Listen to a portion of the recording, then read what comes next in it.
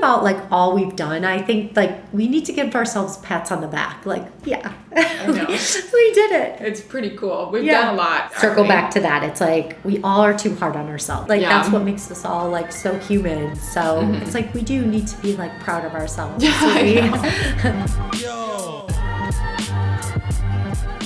Hi guys, welcome to another episode of BeRad the podcast. Hey guys. Hi, it's Kat and Carson. Hey. On this episode, we had Nicole Bitter from Austin, Texas, and we were filming in Austin, Texas during the TRE, the running event. And Nicole is someone that I have known, that I have followed, and I've competed against for the last, 8 or 9 years. And she's been super competitive and consistently competitive with almost every performance throughout her 30s and now into her 40s, having won like 8 golden tickets into Western states, which I can't think of another woman who's done that. Or man for that matter. It's super impressive. And as someone who is looking to be a more consistent athlete and something that I'm really working on, I was interested to hear what she attributes to her success and her long history of solid performances. Yeah, Nicole and her husband, Zach Bitter, who we've had on the show before about a year ago, they're both amazing athletes. They make an incredible team, pretty much an amazing duo. Yeah, yeah. As you said, it's nice to see both sides of the coin. Yeah, they're both incredible and they work well together. So it was really cool to hear her side of the story. Yeah, and it was cool to hear her little tips and tricks as I, again, personally, I want to be more like Nicole. So I was really taking notes in this episode. So thanks to Nicole and thanks to our sponsor, Delta G. Last week, we kind of talked about how I was just seeing the training benefits of using specifically the performance ketone during training. I took one before a 19-mile run and noticed that I had a more sustained energy, and like there's always this one section that I bonk on, and I noticed during that section that I felt pretty good, which was amazing. And upcoming next month in January, I'm gonna, in prep for Black Canyon, run a really hard 45-mile run at about 100K effort to replicate that race scenario. And for the first time, I'm gonna incorporate Delta G in that race scenario as like kind of a dress rehearsal, and I'm really excited to see how it goes. Oh boy. You gonna report back? Yeah, I'm gonna report back. Awesome. So tune in to hear how it worked on that 45-mile training run, and I'm hoping it'll work as good as it has been and before training. Have you been loving it so far? Yeah, I really have. I mean, before it was just I was noticing the cognitive benefits and the recovery benefits, especially like taking one right before going to bed, I'd knock out. And then I started noticing like, oh man, it actually does work in training. I don't need, as many gels. I still take them, but like I don't feel desperate for calories. So I'm excited to try. Awesome. Well, check out the link in the description below to get your Delta G and try it out for yourself. Mm-hmm. And enjoy this episode of the BeRad podcast with Nicole Bitter. Woohoo! Thanks, guys, for tuning in. See you soon.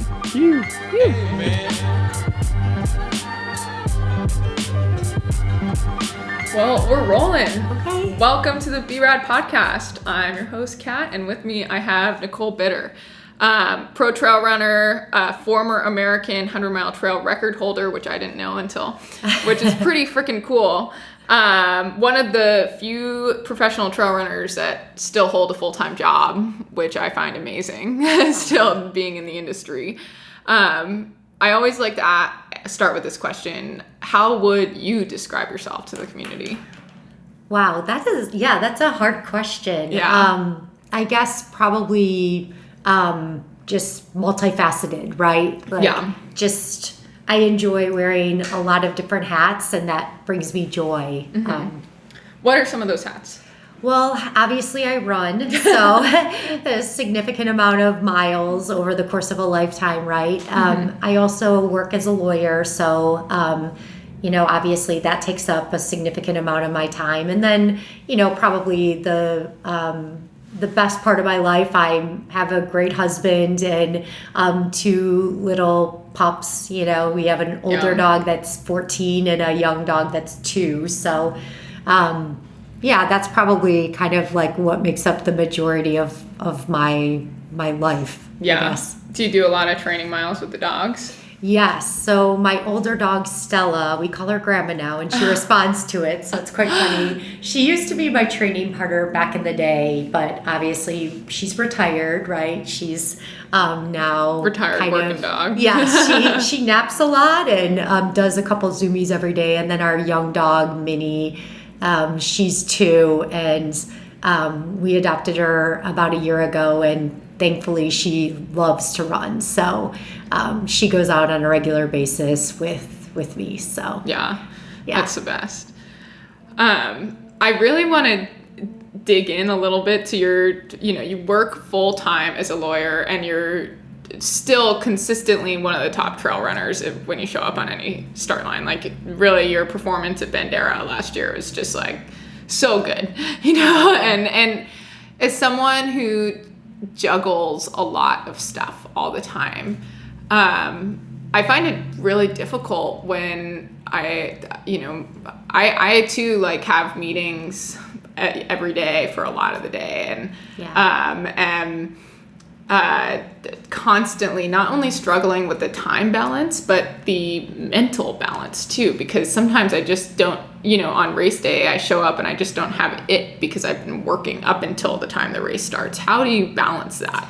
No, I think you hit it on the head. I think it's just challenging, right? I think everyone around us these days is stressed and has so much on their plates, right? I don't meet a lot of people who aren't so busy, especially people who are doing ultra running, right? They're just typically people that really like to challenge themselves and have a lot on their plate. So I would agree. I think that's the big challenge. And I think I've struggled with that a lot over the course of the years that I've been running. I think it's just hard before you even get into the race to really understand what is that mental load and how it's going to impact you.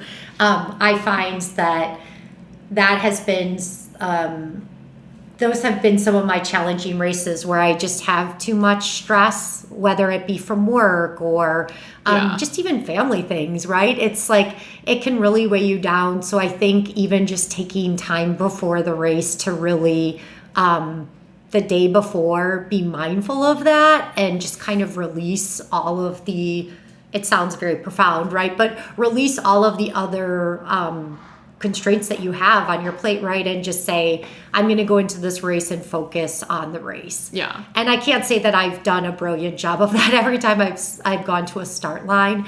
But I feel like that's been the approach I try and use. Yeah. And so what are the things that have worked in that? Like, I just keep talking about Bandera because you were just on Courtney's heels all day, who got first place. It was a golden ticket race. You got into Western. It was maybe the most stacked that field has ever been. There was maybe 20 women that could have gotten a golden ticket that day. It was crazy. You got in second place. How many golden tickets have you gotten? 8? I don't know. I think like maybe 4 or 5. Too many because I've had that. It's wild. And as someone who's chasing a golden ticket this year, seeing that, it's incredible. And so what worked that day, with balancing the life stress? I think I was just at a place where I really wanted it. Where I can say that there are certain times in my life other things went out, right? And they're just the priority. And I just am not as strong. But I felt like on that Bandera course, I just had a really positive outlook. I was there for all the right reasons, right? I just wanted to give my best on that day. I love that those Texas trails, that's kind of like my home course type.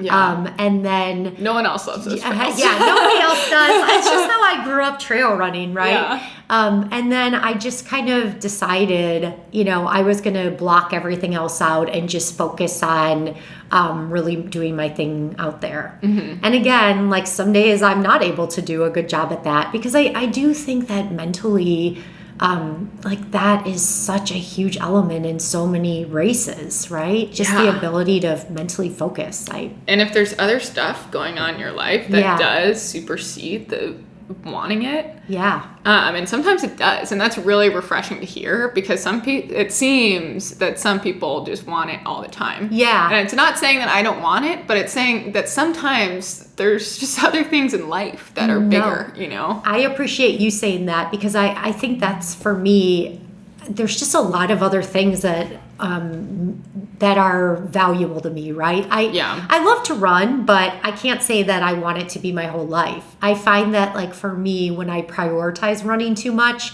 I'm less successful. Like, having more balance for me is definitely, I think, how I ultimately have, you know, a better result. Yeah, that's so interesting, because it's so delicate, you know, and I'm sure it's hard for you to have balance, especially when your husband is also a professional ultra runner, and his whole life seems to be very revolved around running. You know, I think that is interesting. I think initially when we first were together, it was more of a stress for me, because it was so much more of what he did. And so it was harder to kind of get away from it, right? And focus on other things. I think as time has gone on, we have a really good balance where I find he loves it. He can talk about running, you know, on a very regular basis. Whereas for me, I'm like, I love nerding out about my work and getting on my work calls and just doing other things. And, you know, then going into training mode when I'm running and spending time with friends every morning. But yeah, we definitely have a different approach to things. But, you know, I think I'm very thankful that he has a really good outlook on running. I think he always says to me, like, it's outdoor recess, right? Yeah. Like, it's supposed to be fun. So when you take it too seriously, it's like... I know. It's so true, and yet so hard, especially as trail running gets more and more competitive. And, you know, when you're negotiating contracts, they look way different than they did even 6 years ago. When I signed my first pro contract, like it's crazy. And it almost sucks you into being too intense about it. But you're right, it is outdoor recess. I mean, and I think I do have the benefit of having another job, so I can say I have something else, right, that I rely on. So maybe for me, it makes me put less pressure on myself from a running perspective. Because I think it's so hard. I mean, it can encompass you. And it's hard to lose that when we're all people that are so driven. It's hard to take a step away and really, like, realize that, you know, it's just running. Yeah, I know. It really is. And then when it's not just your full-time job, it also releases that pressure of like, oh shit, I gotta perform, or else I don't get paid. And this year I had a really after Bandera, I had not a strong year. I just had a lot of, like, weird things happen at races that I was kind of like, I never would have predicted that. Like what? Well, Western States, I took a really bad fall and somebody fell on me, so that was kind of an odd situation in the snow. And then, so I dropped out because I wasn't able to really run. And then I did Run Rabbit Run, and my stomach just revolted, and I've really never had that type of issue. And I even got lost in, like, a little trail race in Texas, like a night race. I got lost on the course just by myself. So, like, everything I was touching just wasn't going well. And so, you know, there is something to be said about knowing, like, the next day I wake up and I'm like, I got to put on my work clothes and go in and just concentrate on my day job, right? Like, it's like, I would think I would be a person that I could fester in, like, totally my mishaps. And, you know, there's this element of being able to go do something else that I think is quite nice. Yeah, it is. It is so nice. It's tough. I mean, I'm still just amazed by it. By not only the ability to put the running down and put the work down, because I have a really hard time doing both. But also just making sure you get it all in, because for me it's, you know, and maybe it's just because I have to travel so much, but something gives always. Travel's hard. I mean, travel's a dynamic that I think is like so underrated. Like, I used to have to travel a lot for work, and I don't post-pandemic to that same extent, and it makes all the difference because you can like lock into a routine. Yeah, and the routine is something that is not valued as much as it should be, I think. No. And when I have just like, I was just home literally for 2 weeks, and I got in a routine, and I was running better than I have in years. It's crazy, and I'm just like, I just need to be home. Time zones, like staying on. The other thing that I find is really helpful is like I block my calendar, and I just try the best that I can to say, okay, like before 8, I'm like not working, right? Yeah. And so when people try and put times on my calendar, once in a while, obviously, you take the call, right? If it's, but I think that's a good way to just like prioritize like yourself, right? You're investing in your training, and like for me, like my mental health, like so much of running, I think we can all relate to is like just giving us the endorphins to face the day and like be the best human to show up at work. And I find that like when I can do that, I'm much more effective at my day job. Yeah, I totally agree.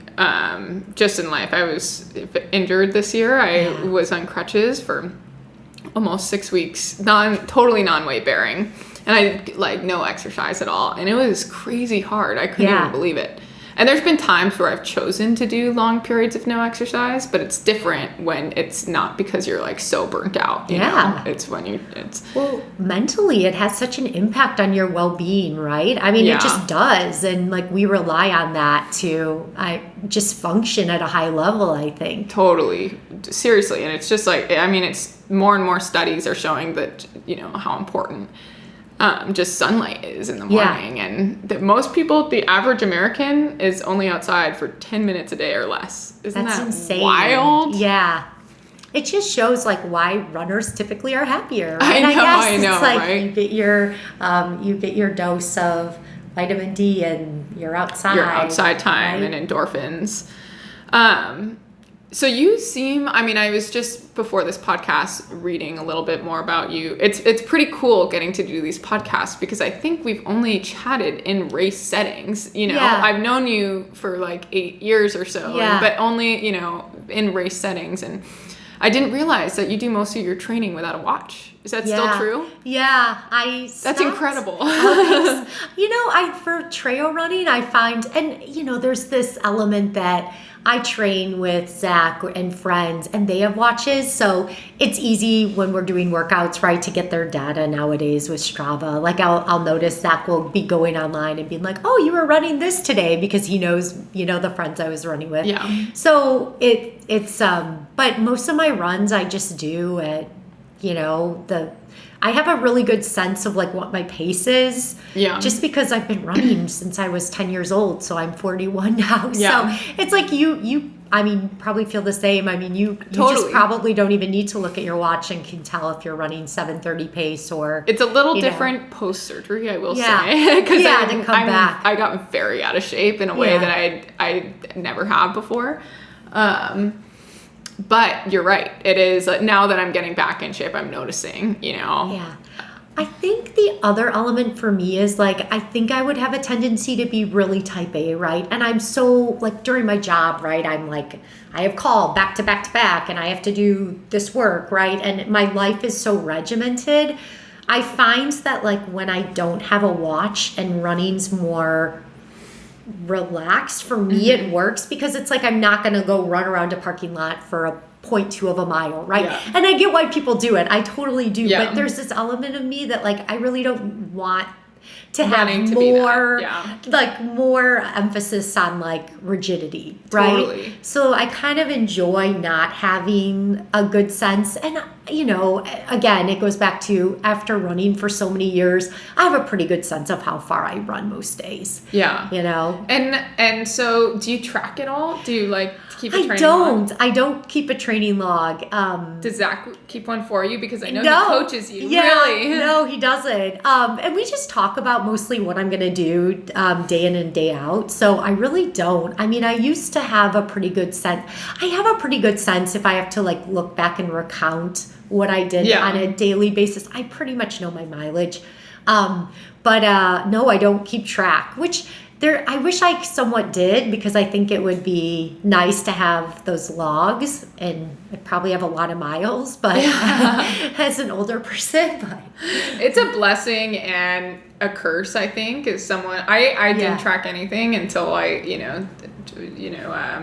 Sunto gave me a watch a little while ago, and now I run with Garmin watches, and but when I remember when I first had a watch, it was good because I realized how little I was doing. I was running, I was in Boulder, and I was like, oh, I might be doing like a mountain every day, but I'm doing like 6 miles, and that's it, which matters. And it's good to look back, but it's also, I look back on my self 5 years ago, and I'm like, how did I get so fit? And that comparison trap is there even within yourself when you have multiple years. But that's why I think I'm kind of reverting back to just paper logging, which has been nice. Yeah.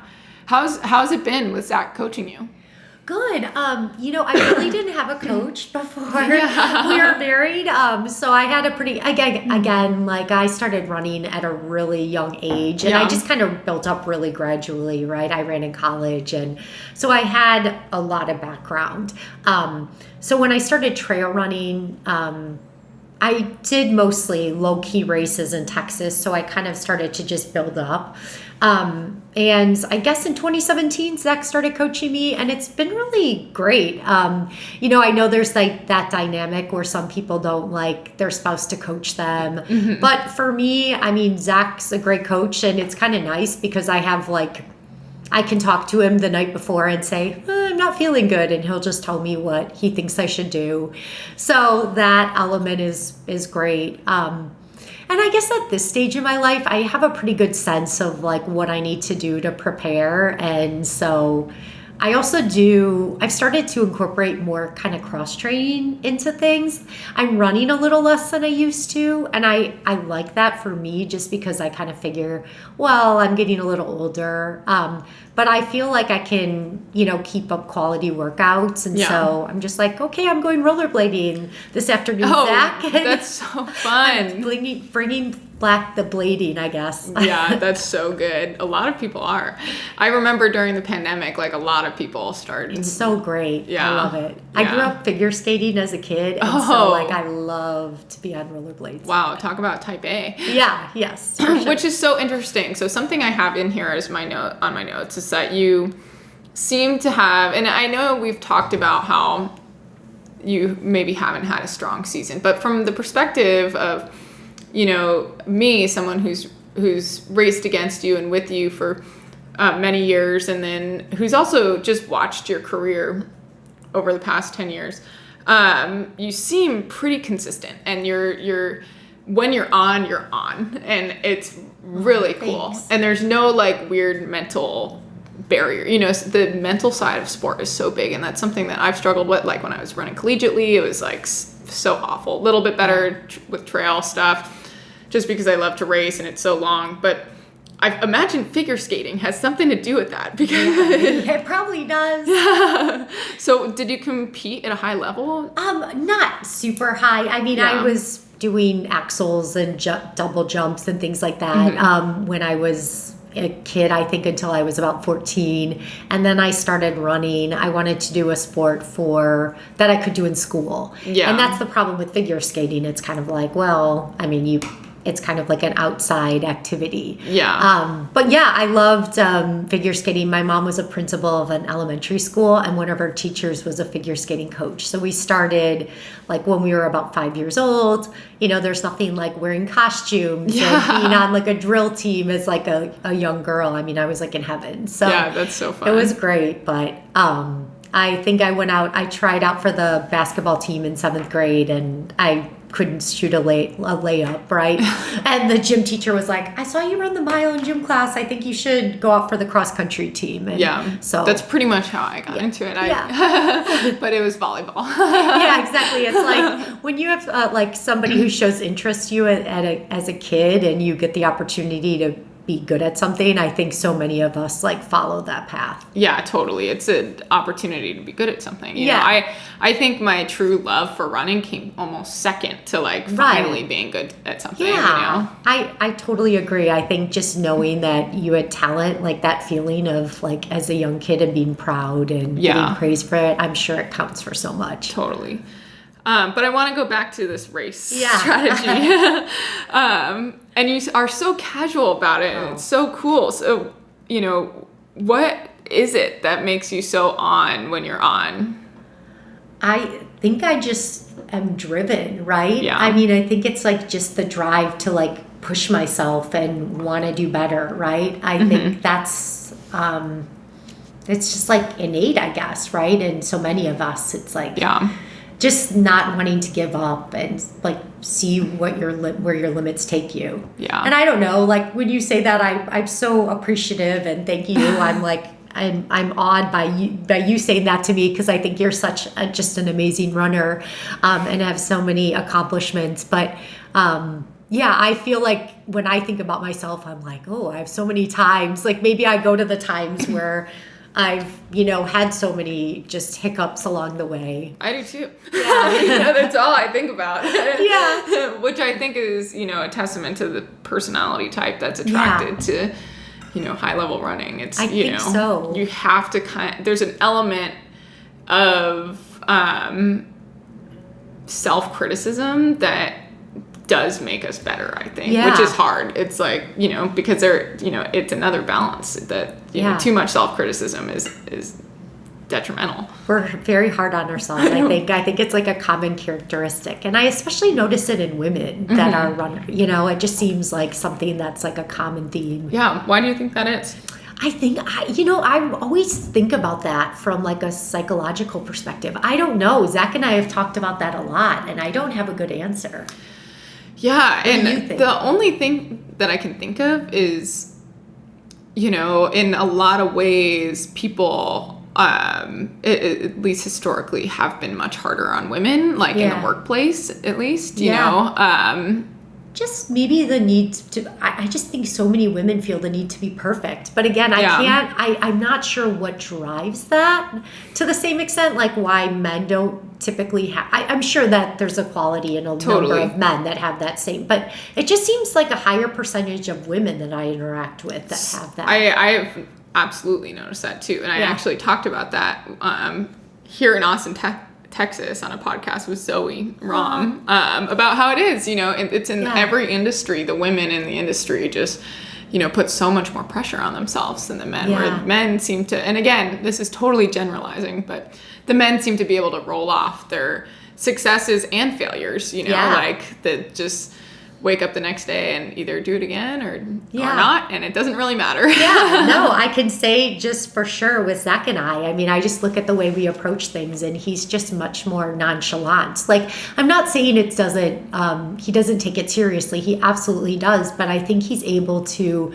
move on much quicker than, and like for me, it's like I dwell on things more. And same. It's just interesting. Do you let a performance dictate the direction of what you do next? I mean, I have. I think it's evolved a lot over time. I think the older I get, the more comfortable I am in just saying it is just running, right? Yeah. I think it had a bigger impact as a younger person, especially when I was very young.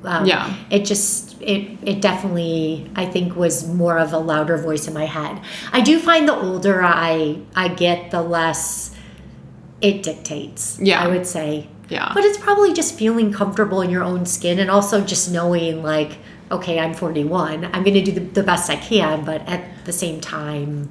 Which, I mean, that's when Magda got second. Yeah. At Western behind me. She's also an Olympian and way more talented than me. But like, I just think about that, and it's kind of like, it's like there's an element of just taking a step back and realizing like if you don't take those moments in and just really enjoy that moment, you're just on to the next thing. Yeah, truly, which is such a trap. And I feel like that's why people get so busy too. Yes. It's the next thing is always happening before the thing is over. Like if you had to go back to Western States when you won and like, just like relishing that time, you were so busy, you probably didn't even have that opportunity. No, right? it was so crazy because right after Western, I was just bombarded with negotiating contracts because I won Western. And I had a really strong season, 2017. Yeah. I'd done like a bunch of races before Western, and then Western was kind of like the icing on the cake. And I was negotiating contracts before Western a little bit, but by the advice of my friend Ryan Smith, who's an excellent runner, and was my pacer and roommate at the time at Western. He was like, don't do anything until you run Western. He's like, you're so fit right now. Like, don't sign anything till you run Western. And then I crossed the finish line at Western. The next day, I swear to God, 100 emails from like press, from sponsors, and I was so stressed that I didn't know what to do, and I literally just signed the first contract. I like didn't read anything. Was like and then I had to like go to all these events, and I didn't enjoy it. I was actually like very stressed out right after Western. It's crazy. And I wish I had maybe gone to see my family and you know, celebrated with them, and because then I was shipped away to do all these events, and it was kind of lonely all of a sudden in these hotel rooms by myself. No, I can totally see that. And I mean, I think that's the hard part is like, especially as a younger person, I mean, you were young at the time to like have that perspective, like, oh yeah, like newly teaching. I'd just been teaching for 2 years, had this dream that came so quickly, way faster than I imagined. And it was hard to balance for sure. But, I think I think I've definitely learned from that. And it's still hard. So I think I'm still learning from that. I think I had to dig myself out of a hole for a couple years, just like of always trying to do the next thing and like feeling like the next thing, like the thing, no matter what it was, wasn't good enough. And then I do the next thing and the next thing. And then all of a sudden I was like so overtrained, Yeah, well, it's hard to get to the top level, like the top echelon, right? And then like, how do you exceed that, right? Totally.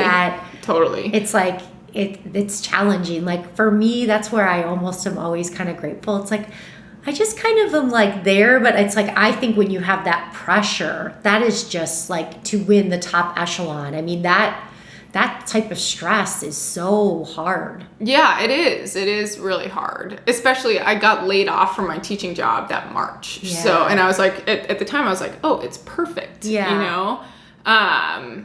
But I did lose that balance, and I eventually gained it back, and again the scales tipped in the other direction where I did too much that wasn't running, and that wasn't good either. But I think for the most part it's just like trail running's really unique in that I won Western right when it was just starting to explode. Just at the beginning of just the explosion, where it was getting super competitive and there was real opportunities to run professionally, and which was a good time to get into it, but also a time where there was a lot of eyes on me. And like fate. I mean, for what I know, isn't it interesting? It is.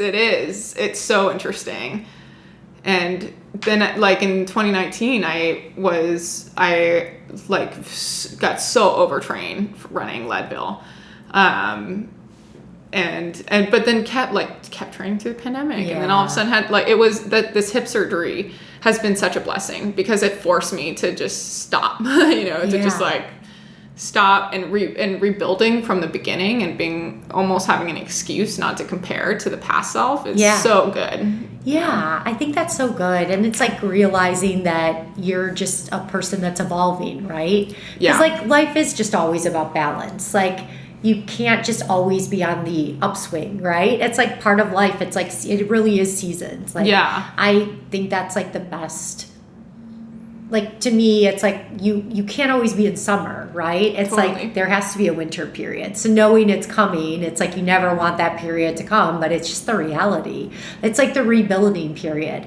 And the wise people, I work with a very wise woman, and she always says, as a younger person, I used to dislike winter, right? But now I see it, it's like the period of growth, right? It's like the rebuilding, like restocking, restoring, like resting more, and just gearing up for summer. And I think that's so wise when I took a step back and listened to those words, because we all relish being in summer, right? But like you have to go through winter to get to summer, right? It's like Totally. So I think that's like those words are so wise. They are, and it's no matter what that summer season and the winter season is for you. It's important to recognize that, like when you're on the upswing, like okay, after this, I do need a downswing period. And if you kind of plan it yourself, maybe we can avoid just going into those super lows, Mm-hmm. But do you really look forward to summer living here in Austin? Oh, it's so funny. I grew up in Chicago. So the first part of my life was all in the Midwest. And I vowed, like when I got the opportunity to come here, I went to Baylor for law school, which is funny now, like now that Waco's bougie. And it used to be a completely different area. But I came down here and I was so excited to be in the warm weather. And I still love it, but I have to say I do appreciate cold weather now, like being able to get out of town. So at a certain point, we'd like to spend summers outside of Austin because it does get quite hot. Yeah. Where are you thinking? Just somewhere. I love Montana, so that would be somewhere that I would like to spend time. I think the tricky part is just like the dogs, which is so sad, but like knowing we'd have to drive back and forth. So we're still contemplating, what makes sense. Or I do love the San Juans, but everyone loves the San Juans. Colorado is not a far drive from here. I've done it. Yeah. So I think in the next couple of years, we'll definitely look at going somewhere else for winters. Yeah. Do you guys summers. still have to travel a lot? Well, so not really. Because of my job now, post-pandemic, what I do is generally just, I can work remotely and I work at home, which is so nice, and added like a lot of additional time in my life because you don't have to spend time commuting into work. I don't have to travel a ton. So I travel occasionally to speak at conferences or we go to races. But no, I mean, we're pretty much, this is our home base and you don't have to leave a lot. I was going to say, because Carson and I tried to do the 6 months Hawaii because we grew up there, and I do struggle with winter in Colorado, being born and raised in Hawaii. And he's as passionate about surfing as I am about trail running. And so, so we were like, okay, 6 months. But he also loves Colorado, went to school in Colorado. So it made sense. But because we have to travel so much outside of those periods, it went from like not only moving every 6 months, but also having like never being home. It's so hard. It's hard. But I think, when you drive, it's a little bit different, and it's nicer. Yeah, it's nicer. And if you don't have to travel for work. Yes. That makes things so much easier. Yeah. And how'd you end up in Austin? When I graduated law school, I was in Dallas, Texas for a long time. Zach was out in California. So when we decided to get married, I moved out to California. Then we moved to Phoenix because at the time he was working for Altra and doing things for them. So we moved to Phoenix. During the pandemic, we just kind of took a step back and we were actually driving out to do Run Rabbit Run. I was going to race that year. And we were just talking about, well, maybe we should buy a place in Colorado that's convenient to Phoenix. And we were kind of like, but do we want to be in Phoenix full time? And again, Phoenix is a great place, but Texas kind of felt like home to me because I just have so many friends here and was based here for a long time. And Zach had come to Austin a few times during 2021, and we just kind of started talking and realized that we wanted to move to Austin. So we sold our house in Phoenix and ended up here, and we're so happy. I love Austin. If I lived in a city, this would maybe be it. It's such a great vibe. And you know, I just like being in Texas at this point, but there's something about Austin that's so refreshing and fun, and and the running is so good here. It is. At least this time of year. And I actually have a lot of good training partners. I mean, one of them I went to college with, and we ran together 20 years ago, right? So this morning we were running 400s together. Oh my God. We call ourselves the old ladies, right? We're like still out there just doing our thing together. But same workout. It's so nice to have that, right? Yeah. And so, that's something that I loved about moving home to Hawaii is like, it's all my friends that I went to high school with, you know, and they already know you. Life is all about the people, right? And the friendships you have around. I mean, regardless of what's happening, like having people that love you and you love them, it's like, it makes everything so much better. Yeah, truly. So back to my list of questions. This has been such a fun conversation. You know, I think we talked about this a little bit, but you know, again, as someone that works full time in an industry that's completely different from running, you know, no crossover at all.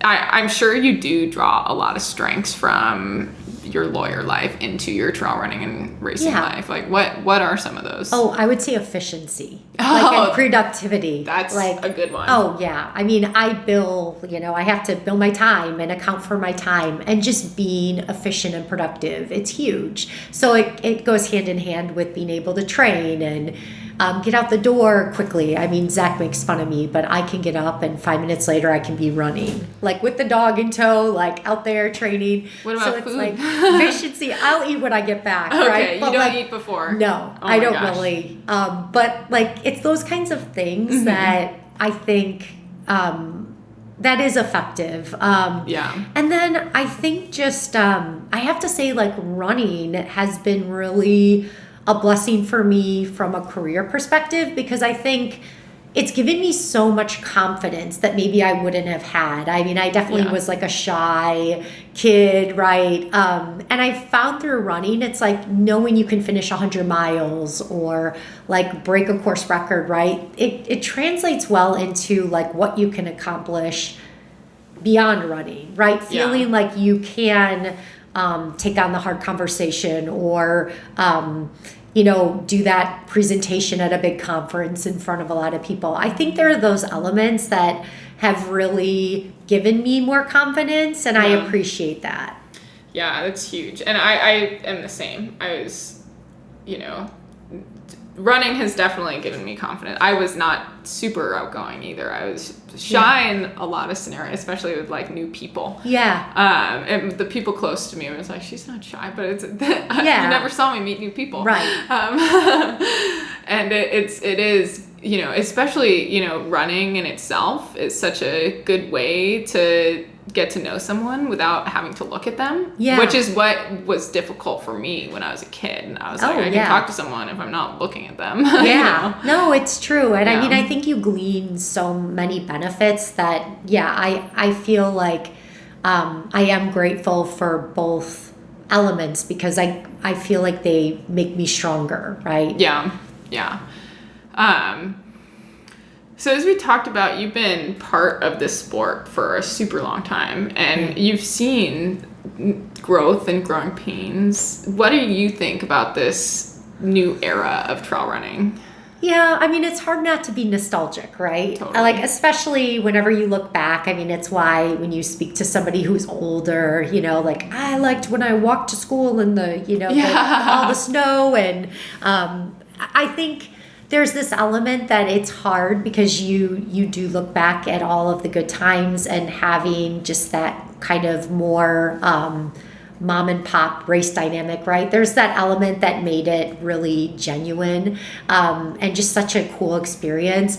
But I also want to be mindful that it's creating a lot of opportunities, right? So like the fact that you and Zach can really like do this really from a full-time perspective, right? I mean, you wear other hats in connection with running, but just having that opportunity, it's fascinating to watch. Yeah. So I try and understand that it's like, there's both pluses and minuses. So I try and look at it from that perspective. But yeah, I mean, there's been a lot going on recently in terms of controversy with the races. And I just try and like vote with my dollar in some ways, right? Like what I'm going to run and.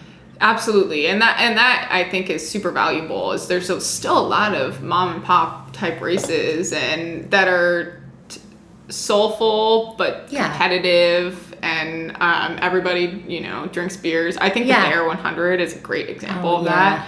And I hope it never changes. It's one of the best races I've ever run, and when I've paced and been a part of it, it still has that mom and pop vibe. When I ran it almost 10 years ago, and but yeah, voting with your dollar, which is really hard when I mean, I'm sure Zach is seeing that with his contracts, and like he's highly incentivized to not race the mom and pop races. Yeah, I mean it's definitely even I like it's insane.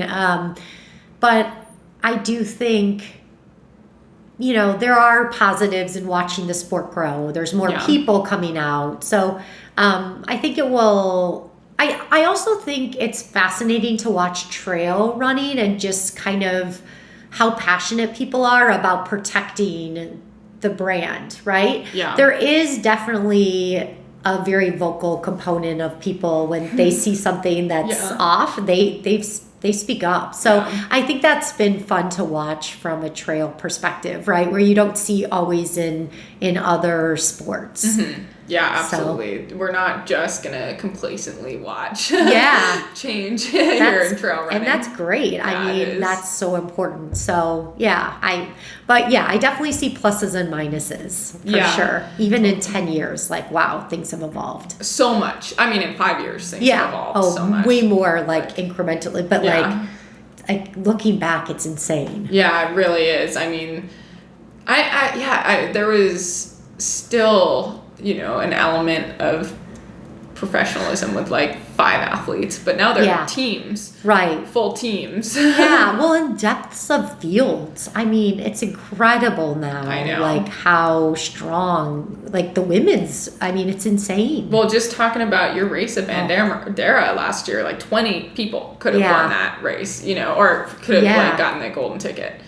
It's wild. I know. It's like, it's a different sport. I mean, when we talk about like how many golden tickets, it's like, well, in this era of racing, I wouldn't have that many golden tickets, right? It's like just a game changer. So yeah, but you're still in it.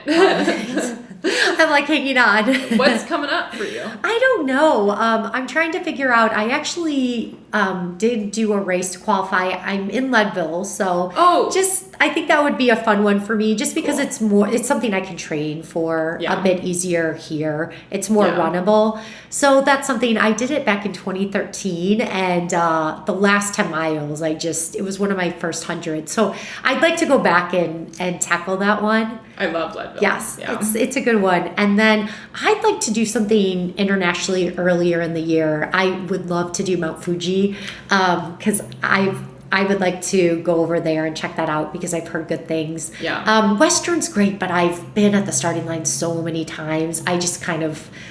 Totally. It's so intense. I know, it really is so intense. Yeah, I'm excited to hopefully go back, but I also remember that start line, and I'm like, and the week leading up, I'm like, it's great. Not as bad as UTMB though. Oh yeah, no, that's a hard one too. I ran like a sub 20-minute 5K, the first 5K of the race, like low 19. It's crazy. Yeah, and if I didn't, I would have Yeah. gotten trampled. Literally. It was the craziest thing. I ran UTMB in 2015, so a really long time ago after living in Dallas. And I remember I had my poles and I brought a water bottle because I didn't even...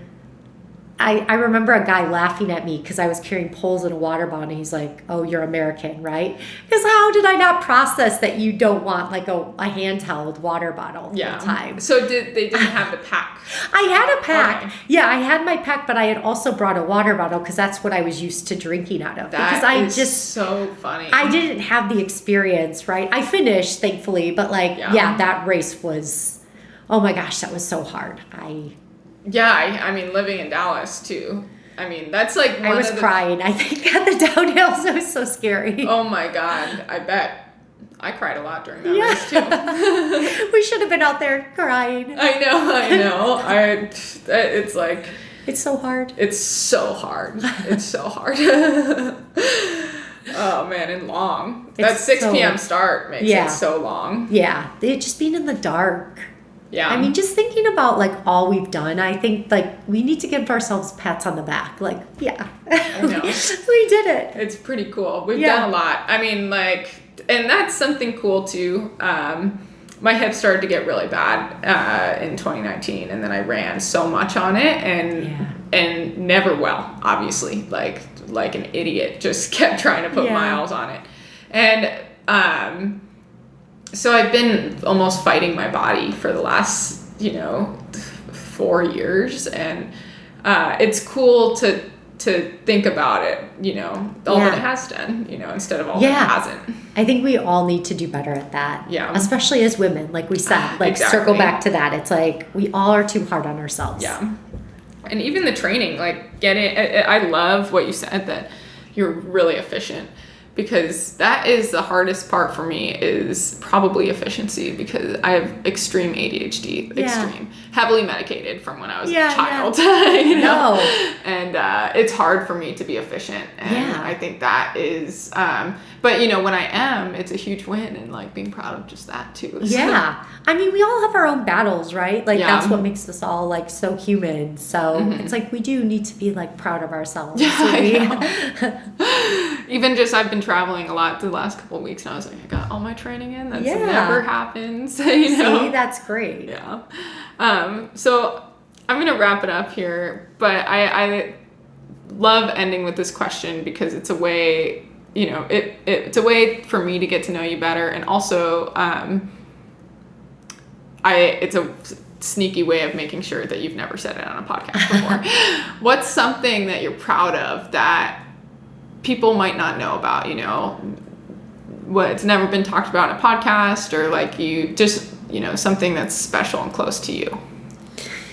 Yeah, that's a good one, because I think that's a hard one to address. So I'm proud of my Greek heritage. So my dad was born in Greece, and so he came over to the United States when he was 18. And so my family, a lot of my family lives overseas. So for Thanksgiving this year, I actually went, my dad was spending time there, and I went and spent the week with him, which was really cool. And it's just fun to go back and like embrace where you came from. And so I'm proud of that. Like my last name is Kalidropoulos before I got married. So I'm glad it's been now for it's much my easier. own sake. Yes.